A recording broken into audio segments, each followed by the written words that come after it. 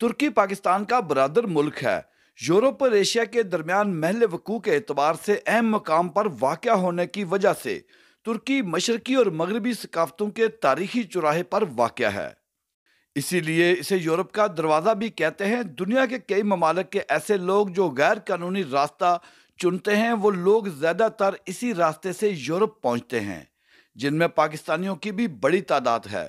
लेकिन तुर्की में पाकिस्तानी कामयाब कारोबार भी करते नजर आते हैं और नई पॉलिसियों के तहत पाकिस्तान, बांग्लादेश समेत बहुत सारे ममालिक के सरमायाकार तुर्की में मुस्तकिल नेशनलिटी हासिल करके बच्चों समेत सेटल भी हो रहे हैं। और तुर्की में सैर व सियाहत के लिए आने वालों को भी बहुत सारे कारोबारी मौके हैं। किसी सियाह को अगर ये मुल्क पसंद आ जाए तो उसे 1 साल का रेजिडेंट कार्ड भी जारी करते हैं, ताकि वो शख्स 1 साल में तुर्की में कारोबार का अंदाज़ा लगा सके।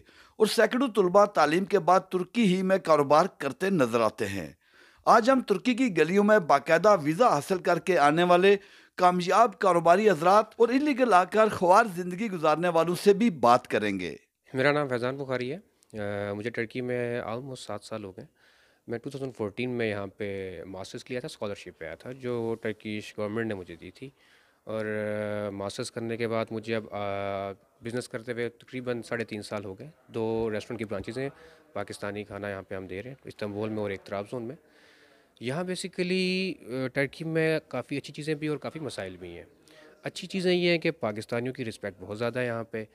पाकिस्तानियों पे काफ़ी ट्रस्ट किया जाता है और पाकिस्तानियों को being a businessman, being a Pakistani, being a foreigner काफ़ी रिलैक्स भी किया जाता है।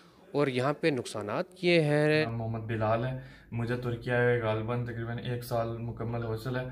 तो मैं यहाँ पर आया था टूरिस्ट वीज़े पे। उसके बाद मैंने किबली का अप्लाई की थी। किबली के बाद मैंने अपनी एक छोटा सा बिज़नेस किया, खोला, फैक्ट्री खोली है शर्ट्स की, टी शर्ट्स मेकिंग की फैक्ट्री खोली है मैंने, मैन्युफैक्चरिंग करते हैं हम वहाँ पे। तो तकरीबन मुझे 1 साल हो चला है। तो मैं सबसे रिक्वेस्ट करना चाहूँगा, जितने भी लड़के आ रहे हैं पाकिस्तान से, मैंने काफ़ी सुना है इलीगल आ रहे हैं, सबसे पहले इलीगल्स का रास्ता बंद होना चाहिए। इलीगल्स पे जितने लोग आ रहे हैं उन बेचारों के साथ बड़े वाक़यात पेश आ रहे हैं। उनके यहाँ पे आके बेकायदा बेचारे किडनैप होते हैं, उनसे पैसे मंगवाए जाते हैं, बड़े जुल्म होते हैं, काफ़ी पकड़े भी जाते हैं, कैंपों में फेंक देते हैं। तो इलीगल वाला तरीका सबसे पहले। मैं अरसा तकरीबन 7 साल से यहाँ तुर्की के शहर इस्तांबुल में मुकीम हूँ। यहाँ मेरा कार्गो का और ये रियल एस्टेट के शोबे से ताल्लुक़ है, कारोबार करते हैं अपने। 3 साल से फैमिली भी इधर साथ मुकीम है। मैं सबसे पहले तो ये कहना चाहूँगा कि ये जो इलीगल लोग पाकिस्तान से यहाँ आते हैं, इनका रास्ता रोकना चाहिए। ये पाकिस्तानी गवर्नमेंट और तुर्किश गवर्नमेंट की ज़िम्मेदारी है। फिर जो लोग यहाँ इलीगल लोग आते हैं, उनको इलाज से लेकर खाने पीने से के अलावा उनको ना तो वो अपना हॉस्पिटल जाके इलाज करवा सकते हैं, उनको यहाँ से वो रहायशी कार्ड का पूछते हैं।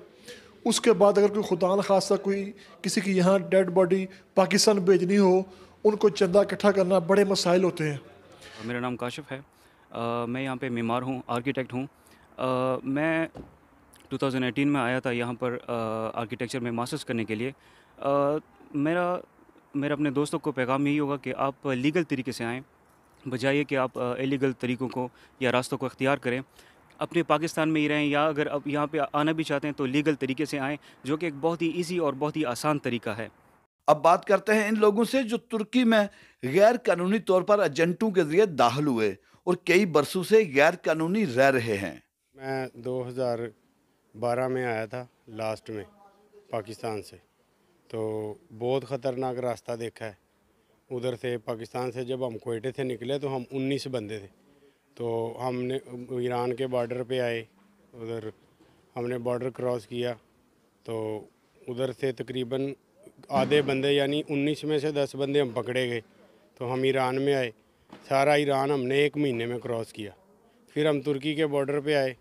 तो तुर्की के बॉर्डर पे 5 दिन हम बैठे रहे, तकरीबन 24 घंटे हम पैदल चलते रहे। तो फिर हम तुर्की के शहर में पहुँचे दोवो बेयाजित में। तो उधर फिर उन्होंने हमें एक जगह पे रोक लिया। बॉर्डर बहुत सख्त था वहाँ का, सर्दी बहुत ज़्यादा थी। रात को जब हम बैठे तो नीचे से ज़मीन में से ऐसे यानी पानी निकलना शुरू हो गया, जैसे ना सर्दी की वजह से नमी यानी निकलनी शुरू हो गई, बैठना मुश्किल हो गया। और ख़तरनाक रास्ते थे उधर से, बहुत ज़्यादा डूंगी खाइयाँ भी थी नीचे, आदमी अगर गिरे तो बच नहीं सकता। तो खैर अल्लाह ने हमें पहुंचा दिया।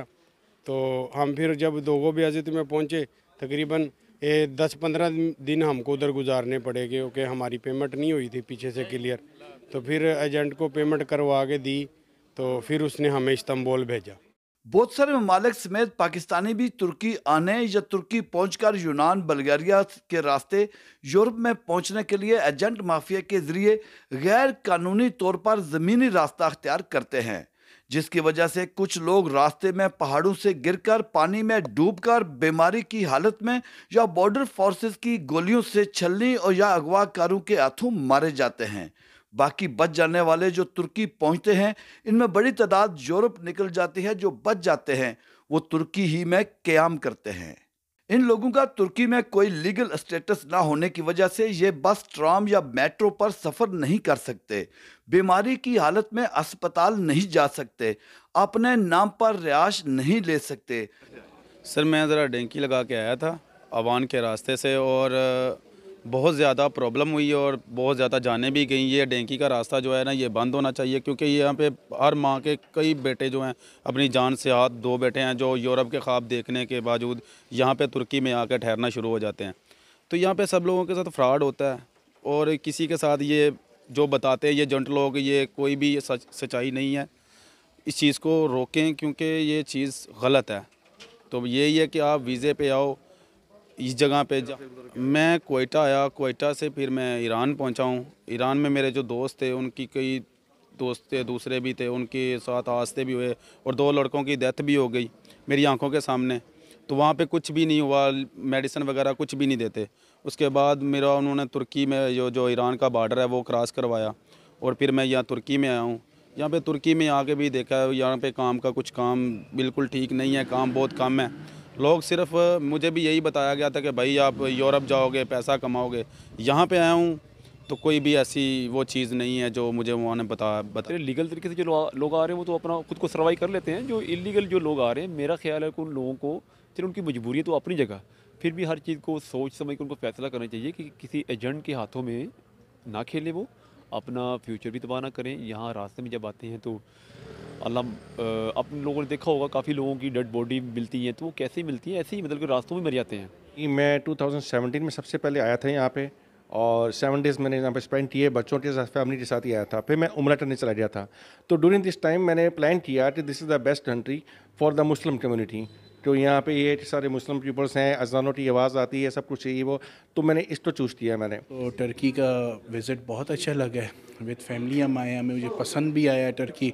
और मैं तो अभी रिसेंटली जाके प्लान करूँगा कि मैं यहाँ पे कोई प्रॉपर्टी लूँ और यहाँ पे अपने बच्चों के साथ मे बी सेटल हो जाऊँ, क्योंकि मुझे यहाँ का एनवायरनमेंट अच्छा लगा। तुर्की में अपने ही लोगों के हाथों लोग लुट जाते हैं या अगवा हो जाते हैं, कई बार खौफजदा करने के चक्कर में कत्ल भी कर देते हैं।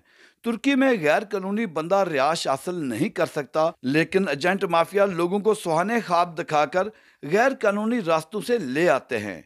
इस नेटवर्क को पाकिस्तान के अंदर से जब तक नहीं रोका जाता या अवाम तक कानूनी तौर पर बैरून मुल्क जाने की आगाही नहीं दी जाती, इन मसाइल पर काबू पाना मुश्किल है।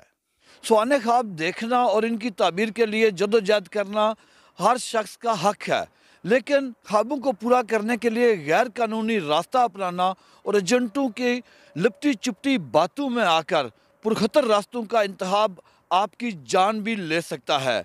इसलिए अगर आपको तुर्की या तुर्की के रास्ते यूरोप जाना है तो इसके लिए कानूनी रास्ता अख्तियार करें और पाकिस्तान का इमेज दुनिया के सामने मसख करने से गुरेज करें। साथी रिपोर्टर इरशाद अहमद के साथ अरशद रचाल, इस्तांबुल, तुर्की।